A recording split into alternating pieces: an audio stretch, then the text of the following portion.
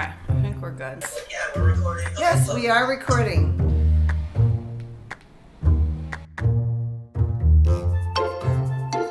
Just a second, gotta get my head in the game. Hi guys, my name is Greg Drew. I'm Kiki Powell. Jessica Solano. Martha Hearn. Emma Garcia. Faith Ballou. Jared Tyler. Cindy Sturgis.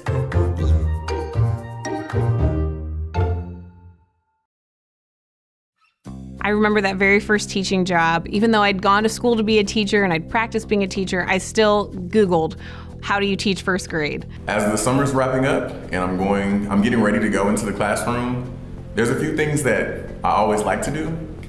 Taking out my iPhone, mapping out my classroom, just what's gonna go on this wall, what's gonna go on that wall. Don't go in with the Pinterest-ready classroom, because even as my years of experience, my classroom is never the way that it looks, and it probably takes me about a month to get it to where I actually want it to be. I would say laminating. If you have everybody has a laminator. Every teacher has a laminator. I think it's really helpful when you first get to your school to walk around as much as possible. Look busy and hold a clipboard and take notes on things that you see, or just doodle things. But physically get oriented to your school and know where things are. That's going to help a lot. Where is this? How do I make copies? Where can I find this form? How do I get someone to help me with X, Y, or Z? Embrace the awkward, embrace the new, be the new person and ask all of those questions and write them down.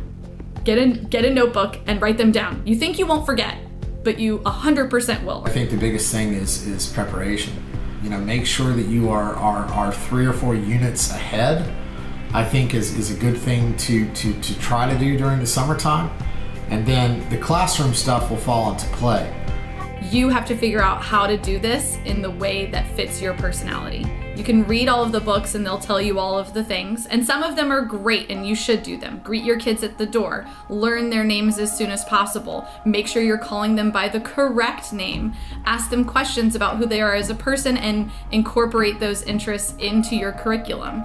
But there's also going to be times where you're going to read things that don't suit your personality at all, or you'll find ways to connect with students in ways that are original and specific to you. What works in my classroom is not going to work in everybody's classroom, and obviously vice versa.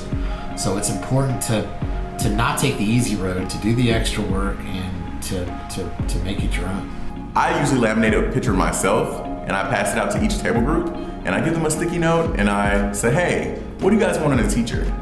And then I flip it back on them and say, what do I want in a student? And that way we open the floor and the kids know that they have an open environment, and that's a good way to start the year. Also, on the very first day, I like to establish ground rules. I like to let them be a part of it and say, first of all, my rule is respect, but let's talk about what that looks like. So we would practice things as simple as how to line up, how to turn in work, how to find their seat. My favorite way to connect with the students is to take the trends of now and to use them for my own needs, which therefore makes it uncool again, which is great because you've just reclaimed the power. And when it's time to start, I have my bell that only I am allowed to ding. It's very lauded, the bell. I ding the bell and then I strike what is known by all my students as the dab of silence. So I ding a bell and I just go like this. I have never been roasted as hard as I have from middle schoolers. And the way to avoid that is to just really play it up, be confident, and just have fun with those students. And once they feel that energy, they're gonna reflect that back on you. Be interested in them and be interested in their life and what they have going on, because all the things that may seem unimportant to us are very, very important to them. Bottom line is, you get them involved right away. You find activities. You don't lecture the whole time. You're not trying to impart knowledge the whole time. You're trying to find ways for them to discover knowledge. So when you plan some great activities, several of them, in different ways during the period, you're going to find that you will gain that voice, you will gain that confidence. And I think once students kind of know that you care about them, you actually care about what's going on in their life, then teaching them content every day is going to be a pretty easy thing. The best mindset that you need to have as a new teacher is to have a growth mindset. And that's really believing that you're only going to be able to grow and learn by making mistakes. But truly, that has to be the mindset, or else you're just going to end up continuously feeling frustrated and underperforming, when really learning that through experience and through mistakes is how you're going to be able to see that gap in understanding and knowledge start to close. Trial and error. Everything that I do to this day is still trial and error. Find what works best for you and don't be afraid to say, hey, that did not go so well, but I'm gonna try it again tomorrow and try it differently. Be patient and understand that nobody's a perfect teacher. Understand that this is going to be something that you get better at over time.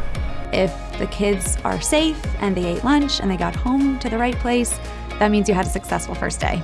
Students know they can smell genuineness and authenticity and fun. So they know it. And when you have a relationship with someone that's built on joy, that's the most kind of genuine relationship you can have with any human, but especially kids.